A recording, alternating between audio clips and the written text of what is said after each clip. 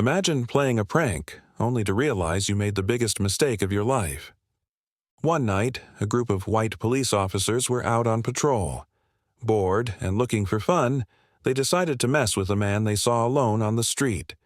Without asking questions, they handcuffed him to a street lamp, laughing at their joke. But what they didn't know was shocking. This man was their new police chief, the very person who would be leading their department the next day. When they returned to the station, they came face to face with the truth. The man they had humiliated was now in charge of their futures. Panic set in, and everything changed in an instant. Was it just a prank gone wrong, or did it reveal something deeper? Let's dive into this unbelievable true story and see how it all unfolded. Mistakes happen every day, but some mistakes change lives forever. In a quiet town where nothing much ever happens, a routine night patrol turned into a shocking scandal that no one saw coming. A group of police officers, familiar with their routines and comfortable in their jobs, decided to play what they thought was a harmless prank. They had no idea that their actions that night would become one of the most talked-about incidents in their department's history. This story revolves around James Carter, a highly respected officer who had spent over 25 years in law enforcement. He had worked in big cities, dealt with high-profile cases, and built a strong reputation as a fair and disciplined leader. When he was chosen as the new police chief of Brooksville, many believed he would bring positive change to the town's police department. But before he could even start his first official day on the job, something unexpected happened. The Brooksville Police Department was small, with officers who had been working together for years. They had a strong bond and often joked around to lighten the stress of their work. Some of them had a habit of playing pranks, sometimes on each other, sometimes on people they encountered during their shifts. Most of the time, these jokes were harmless, just small tricks to pass the time. But this time, their joke went too far. It was a cold and quiet night, and officers Mike Reynolds, Tom Harris, and Jake Carter were patrolling the streets. They had been on the force for years and were used to the slow pace of their town. They were bored, looking for something to do. As they drove through an empty street, they saw a man standing alone near a street lamp. He was dressed in a dark coat, his hands tucked in his pockets, quietly waiting for something or someone. From their car, the officers made assumptions. They didn't recognize the man. They figured he might be a homeless person or just someone wandering around late at night. Without thinking twice, they decided to mess with him, turning what should have been a simple stop into something much worse. They pulled over, flashing their lights. The man turned toward them, confused but calm. Before he could ask what was happening, the officers grabbed him, laughing as they led him to the street lamp. "Just making sure you don't cause any trouble," one of them joked as they handcuffed him to the pole. For a few minutes they stood there, mocking the situation. They made sarcastic remarks, chuckling among themselves, believing they were just having fun. To them, it was nothing serious, just another night, just another joke. But they had no idea who they had just handcuffed. This wasn't a random man on the street. This was James Carter, their new police chief. And soon, they would realize their mistake in the most shocking way possible. Brooksville was a small, quiet town where life moved at a slow pace. It wasn't known for crime, and the local police force mostly handled minor incidents like traffic violations and small disputes. The officers in the department had worked together for years, forming a close-knit bond. They shared inside jokes, spent time together outside of work, and often played harmless pranks to keep things light. The police department had been running under the same leadership for a long time, but things were about to change. A new police chief, James Carter, had been appointed. He wasn't from Brooksville. He had worked in larger cities, gaining experience in dealing with complex cases and reforming police procedures. His reputation was strong, and he was known for being disciplined, fair, and professional. The town officials believed he was the perfect choice to bring positive changes to their force. However, most of the officers in Brooksville had never met Carter before. They had heard his name but had no idea what he looked like. Some were excited about a fresh start, while others were skeptical about how much change he would bring. But before Chief Carter could officially take charge, an unfortunate incident took place, one that would shake the entire department. That night, officers Mike Reynolds, Tom Harris, and Jake Carter were out on patrol. It was a slow shift with barely any calls coming in. Bored and looking for something to do, they started joking around as they drove through town. Then they saw a man standing alone near a street lamp. He was wearing a dark coat, standing quietly, looking like he was waiting for something. The officers didn't recognize him, and without much thought, they assumed he was just another local loitering after hours. Thinking it would be funny, they decided to play a prank. What started as a harmless joke would soon turn into a moment of regret, shock, and serious consequences. James Carter was not an ordinary police officer. With over 25 years of experience in law enforcement, he had built a reputation as a disciplined, fair, and highly respected leader. He had worked in larger cities, dealing with complex cases, crime reduction strategies, and police reform. His leadership skills and ability to connect with both officers and the community made him stand out. When Brooksville announced that they were getting a new police chief, many officers were curious.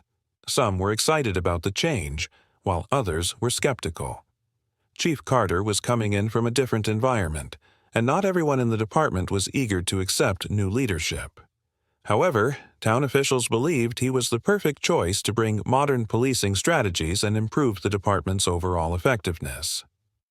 Unlike some of the officers in Brooksville, Carter had always been professional and serious about his work. He wasn't the kind of man to tolerate laziness, misconduct, or unprofessional behavior. He valued discipline, respect, and accountability, and he expected the same from his officers. But there was one problem. Most of the officers in the department had never seen him before. They had heard his name, but had no idea what he looked like.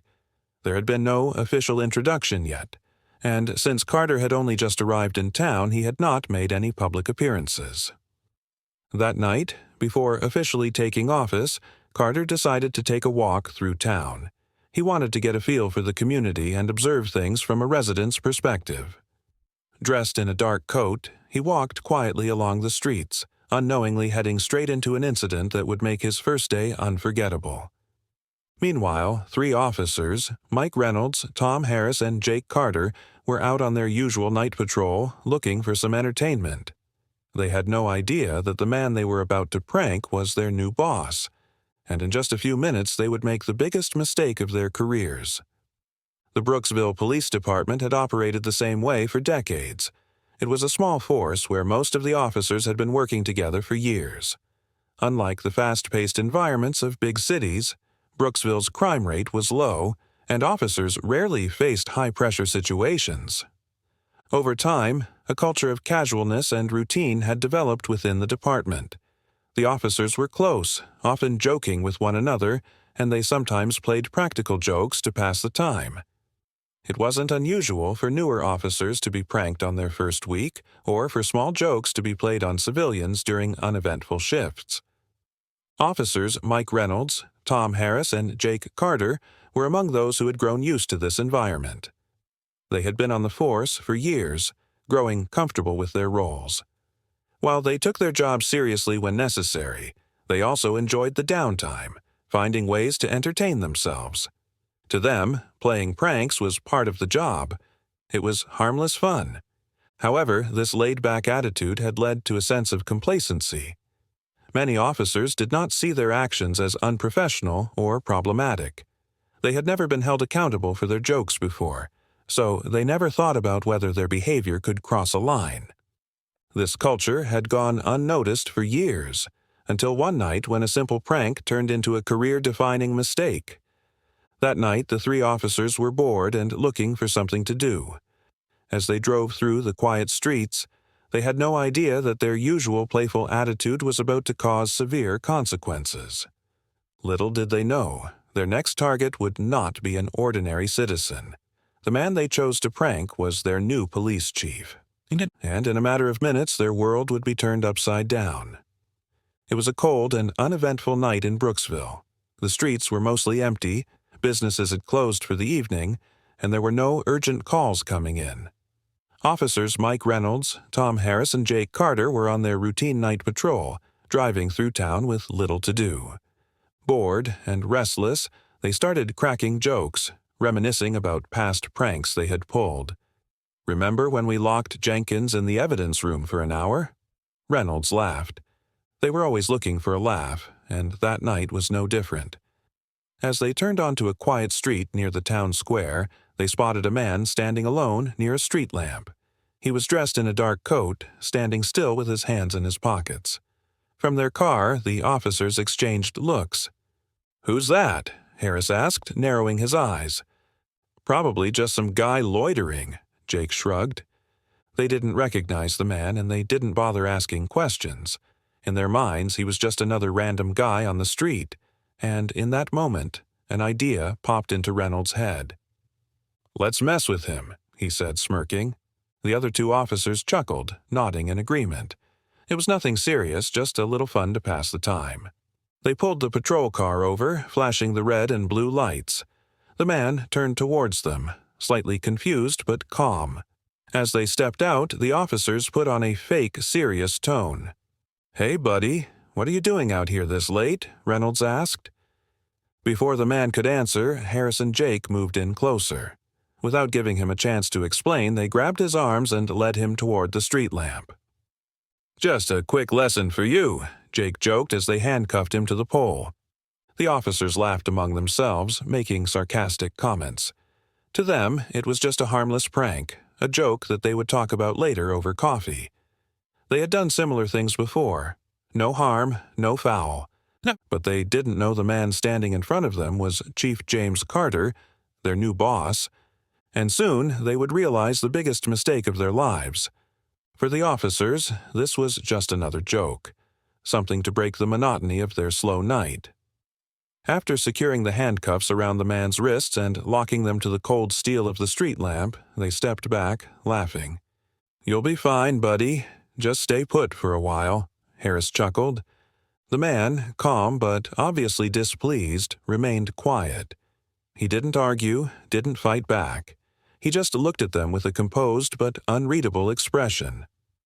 "Oh, come on. No hard feelings," Jake added, smirking. "We'll be back soon." The three officers returned to their patrol car, leaving the man standing there, bound to the pole under the dim streetlight. They didn't think twice about it. To them, it was nothing serious. As they drove away, they continued joking, patting themselves on the back for their little stunt. "Bet he'll think twice before hanging around at night again," Reynolds laughed. "We should have taken a picture," Harris added, shaking his head. They had no idea that the man they had just humiliated was their new police chief. No idea that their actions would have consequences far beyond what they ever imagined. Meanwhile, Chief James Carter stood there, restrained but still composed. He wasn't panicked. He wasn't yelling. He had spent decades in law enforcement, dealing with situations far worse than this. He understood that reacting in anger wouldn't change the situation, but he also knew that when the officers returned, the truth would hit them like a train. And that moment was approaching fast.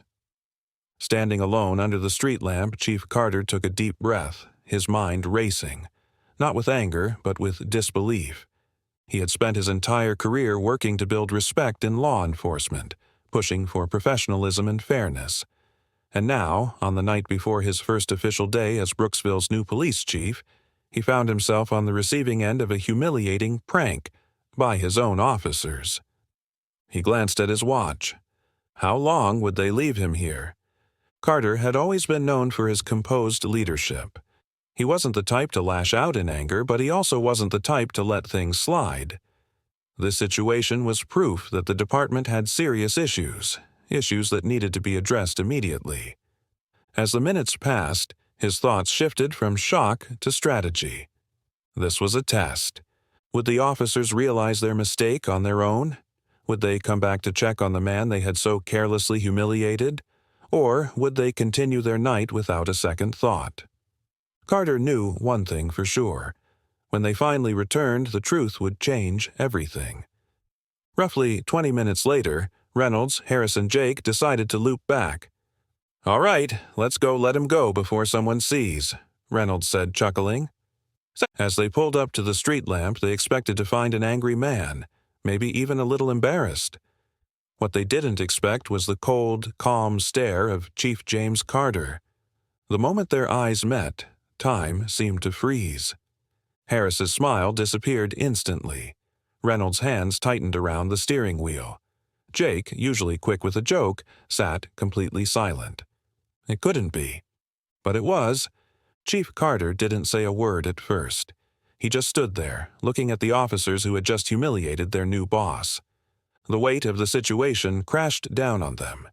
They had handcuffed the most powerful man in the department to a street lamp, and now they had to face the consequences.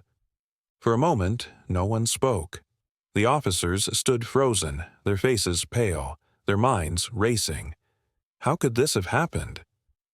Officer Harris was the first to move, fumbling with the keys to unlock the handcuffs. His hands were shaking. Reynolds and Jake exchanged nervous glances, still unable to process the fact that the man they had just mocked and restrained was their new chief. As the metal cuffs clicked open, Chief James Carter rubbed his wrists but said nothing. He didn't yell. He didn't demand an explanation. His silence was worse than anger. The air felt heavy as the three officers struggled to find words. "Sir, Jake started, but his voice trailed off. There was no excuse for what they had done. Carter finally spoke, his voice calm but firm. "Get in the car."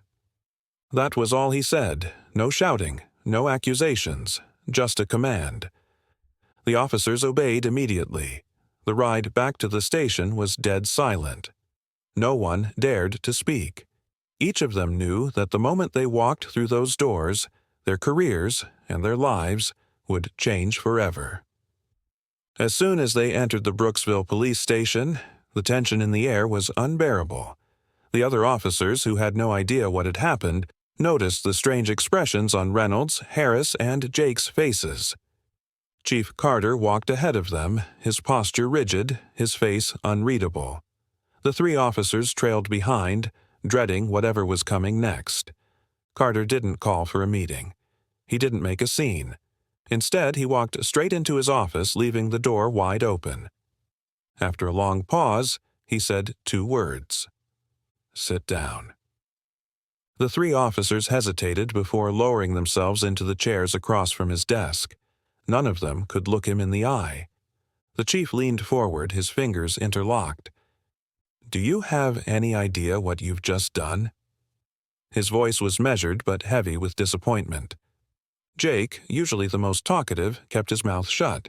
There was no excuse, no way to justify what they had done. Carter sighed, shaking his head. "This isn't just about me. This is about the kind of officers you've chosen to be." His words hit harder than any punishment ever could. The three officers braced themselves for the worst. They expected immediate suspension, maybe even termination. What they didn't expect was what happened next. Chief Carter took a deep breath before speaking. "I could have you fired today," he said, "and no one would question it." A lump formed in Harris's throat. Reynolds clenched his fists. Jake shut his eyes, but Carter wasn't done. "But firing you would be the easy way out." That made them look up. "You want to be cops? Then you're going to learn what it actually means to serve this community." Instead of immediate termination, Carter made a different decision, a lesson in accountability. For the next 6 months, the officers were assigned to community service programs. They were required to attend racial sensitivity training, work on outreach programs, and meet with residents they had once ignored. Carter wanted them to face the people they had sworn to protect and realize the real impact of their actions. "You will earn back the respect you lost tonight," Carter told them, "or you will walk away from this job forever." The weight of his words was clear. This wasn't just about punishment, it was about transformation. And for the first time, the officers truly understood the cost of their mistake. The news of the incident spread quickly throughout Brooksville. What started as a prank between officers turned into a public scandal that rocked the community. At first, the town residents were unaware of what had happened, but when local media caught wind of the story, everything changed. What had been a quiet, uneventful night in a small town became the focus of headlines, news reports, and social media. The reaction was swift and intense. Residents were shocked and appalled by the actions of the officers, especially when they learned the victim was the new police chief. Many felt betrayed, their trust in the very people who were supposed to protect them shattered. How could this happen? Was the question on everyone's mind. People took to social media, calling for the officers to be removed from the force and demanding an apology from the department. A town hall meeting was organized in the aftermath, where residents expressed their anger directly to the local government and the police department. Some demanded that the officers involved be fired immediately, while others called for reforms in the department to prevent such an incident from ever happening again. The backlash wasn't just from the community. The department was facing scrutiny from law enforcement agencies across the state, with many questioning how such an unprofessional culture had been allowed to persist for so long. In the wake of the public outcry, the Brooksville Police Department was forced to launch an internal investigation into the incident. What was initially seen as a minor mistake quickly escalated into a full-blown crisis. Chief James Carter, having already experienced the full extent of the officers' misconduct, took charge of the investigation. He insisted on transparency and made it clear that the department would not sweep this under the rug. The investigation began with interviews of the 3 officers involved, Reynolds, Harris, and Jake Carter. They admitted to their actions and expressed regret, but the damage had already been done. Their actions had exposed deep flaws within the department's culture. The investigation not only focused on the prank but also delved into the broader issues within the department, including the casual attitudes toward professional conduct, racial sensitivity, and leadership. As the investigation progressed, it became clear that the incident was part of a larger issue, a lack of accountability and discipline within the force. Officers regularly ignored procedures, made inappropriate jokes, and showed little respect for the people they were supposed to protect. The consequences were severe. Reynolds, Harris, and Jake Carter were suspended for several weeks and placed on probation. They were also required to complete additional training in areas such as leadership, ethics, and community relations. More importantly, the department itself was placed under scrutiny by state law enforcement authorities, who recommended that reforms be implemented to address systemic issues in the police force. The events that unfolded in Brooksville served as a wake-up call for both the police department and the entire town. Chief James Carter knew that the mistake made by the officers was not an isolated incident. It was a reflection of deeper, systemic issues within the department. To prevent future incidents, Carter took swift action to implement changes. He introduced mandatory training on cultural awareness, ethics, and professional conduct for all officers. This was not just a response to the prank, but part of an overall effort to rebuild the department's image and restore the community's trust. One of the most significant changes was the creation of a community advisory board that would meet regularly with the department. This board included local residents, community leaders, and business owners who would provide input on police policies and ensure that officers were accountable for their actions. Additionally, Carter instituted a zero-tolerance policy for pranks and unprofessional behavior. Officers were reminded that their duty was not only to enforce the law, but to serve as role models for the community. Perhaps the most important lesson learned from the incident was that accountability and transparency are essential in law enforcement.